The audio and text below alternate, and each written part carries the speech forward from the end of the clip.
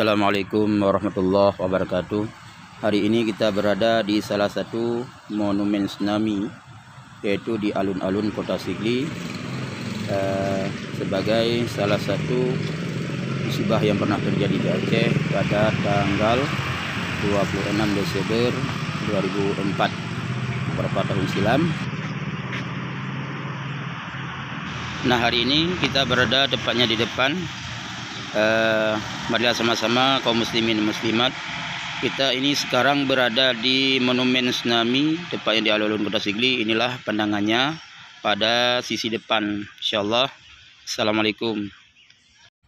Dan selanjutnya kita akan mengelilingi dan ingin kami foto, yaitu list nama-nama orang yang sudah pernah syahid dalam gelombang tsunami, tepatnya dia itu di daerah PD dan PD Jaya.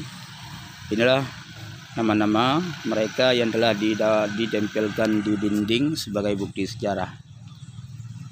Kemudian di sini juga ada bermacam-macam desa, alamat, yaitu jumlah korban masing-masing sudah ada dengan jelas, yang terdera di dinding daripada monumen ini.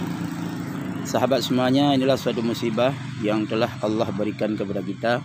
Artinya Allah ingin menegur kita, di mana kita masih banyak kesalahan kepada orang yang telah tertimpa musibah, dan harapan akan diberikan surganya Allah. Dan bagi kita yang masih selamat, yang masih diberikan kesempatan oleh Allah, marilah sama-sama kita meningkatkan ibadah kepada Allah lewat kita puasa, lewat kita bertadarus dan sebagainya. Dan yang paling inti adalah kita bertobat kepadanya di mana ada kesalahan. Semua kita mendapat kesalahan, maka Allah Ta'ala masih membukakan pintu taubat untuk kita semua. Maka dalam hal ini mungkin ini suatu hal yang sangat penting dalam sejarah tentang kejadian musibah yang pernah dilanda Aceh, dan secara umumnya dan juga bil khusus pada Kabupaten PD dan PD Jaya. Maka dalam hal ini mengucapkan ribuan terima kasih kepada pemerintah yang telah membuat monumen ini demi untuk memperlihatkan sejarah musibah yang pernah terjadi di Aceh.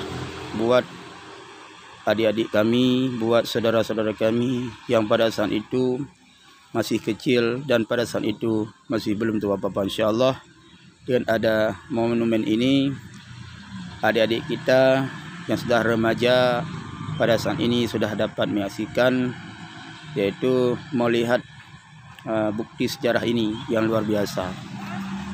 Maka dalam hal ini para kaum muslimin dan muslimat, bila ingin mengunjungi, silahkan, tepatnya di pusat Kota Sigli, di alun-alun, dan langsung kita dapat menyaksikannya tepatnya di depan ataupun di samping daripada pendopo Bupati, ataupun bisa dikatakan di dekat Pantai Pelangi. Demikianlah yang dapat kami sampaikan. Semoga menjadi manfaat dan juga menjadi bahan renungan buat kita semua, dan hanya doa yang dapat kita panjatkan kepada para syuhada yang telah wafat, yang telah meninggal dalam tsunami ini.